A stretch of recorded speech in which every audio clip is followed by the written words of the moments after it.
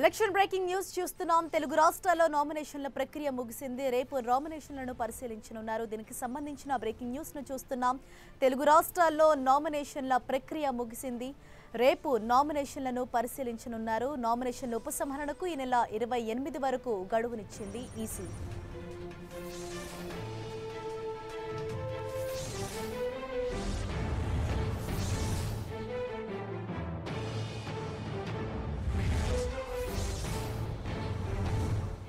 పూర్తి డీటెయిల్స్ మా కరెస్పాండెంట్ విజయ్ చంద్రన్ మనకు అందిస్తారు. రైట్ విజయ్ చంద్రన్, ఇక తెలుగు రాష్ట్రాల్లో నామినేషన్ల ప్రక్రియ అయితే ముగిసింది. దీనికి సంబంధించిన డీటెయిల్స్ ఏంటి? హరీష, నామినేషన్ల ప్రక్రియ ఆంధ్రప్రదేశ్ లో ముగిసింది. ఎంపీ నామినేషన్లు దాదాపు 250కి పైగా వచ్చినట్లుగా మనకు సమాచారం ఉంది. అంతేకాకుండా ఎమ్మెల్యేకి సంబంధించి 1500కు పైగా నామినేషన్లు వచ్చినట్లు మనకు సమాచారం వస్తూ ఉంది. ఇంకా ఫైనల్ చేస్తా ఉన్నారు అధికార యంత్రాంగం, ఎన్నికల అధికారులందరూ కూడాను. ఫైనల్ గా ఎన్ని నామినేషన్లు వచ్చిందనేది వాళ్ళంతా లెక్క చేసిన తర్వాత వాళ్ళు విడుదల చేసే అవకాశం ఉంది. ఈ నామినేషన్ల ప్రక్రియ ముగడంతో ఈ అభ్యర్థులందరూ కూడాను ఇంకా పూర్తిగా ఎన్నికల ప్రచారానికి దిగారు.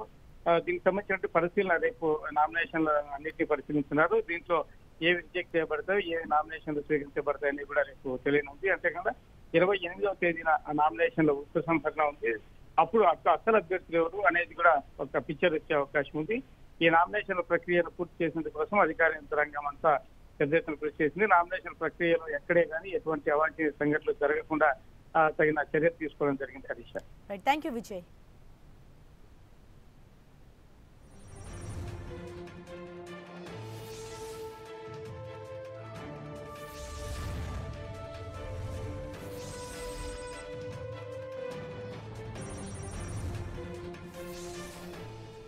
ఇక ఇదే విషయానికి సంబంధించి మరింత సమాచారాన్ని మా ప్రతినిధి కల్కూరి రాజు మనకు అందిస్తారు. రైట్ రాజు, ఇవాళ 2 తెలుగు రాష్ట్రాల్లో కూడా నామినేషన్లు ప్రక్రియ అన్నది ముగిసింది. మరి ఇప్పటి వరకు ఎన్ని నామినేషన్లు నమోదయ్యాయి? దీనికి సంబంధించి ఈసీ ఏం చెప్తోంది?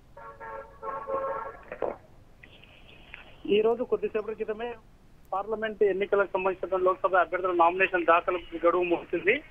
మొన్న ఫోర్త్ సాటర్డే, నిన్న ఆదివారం కావడం చేత 2 రోజులు కూడా నామినేషన్ కు అవకాశం లేదు. అయితే ఈ రోజు చివరి రోజు కావడం చేత భారీగా నామినేషన్స్ వచ్చినట్టుగా అధికారులు చెప్తున్నారు. రాష్ట్ర ఎన్నికల కమిషన్ అధికారులు చెప్తున్నారు. అయితే దీనికి సంబంధించిన ఎన్ని నామినేషన్స్ వచ్చాయి ఏంటి అనేది పూర్తి వివరాలు రావడానికి మరికొంత సమయం పట్టే అవకాశం ఉంది. అయితే ఇప్పటివరకే మనకు ఉన్నటువంటి సమాచారం మేరకు మొన్న శుక్రవారం సాయంత్రం వరకు దాదాపు 220 నామినేషన్స్ ఇప్పటికే దాఖలైనట్టుగా చెప్పడం జరిగింది. మరో 200 వరకు వచ్చే అవకాశం ఉంది. ఎందుకంటే ఇండిపెండెంట్ అభ్యర్థులు భారీగా నామినేషన్స్ వేస్తా ఉన్నారు.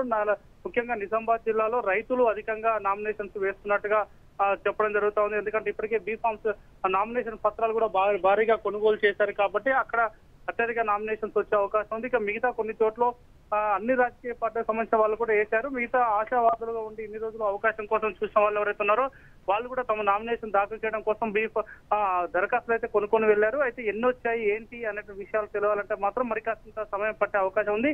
ఇప్పటి వరకు అందినటువంటి నామినేషన్స్ యొక్క వివరాలన్నీ సేకరించే పనిలో రాష్ట్ర ఎన్నికల కమిషన్ సంబంధించినటువంటి కార్యాలయం పనిచేస్తా ఉంది. Right, thank you Raju.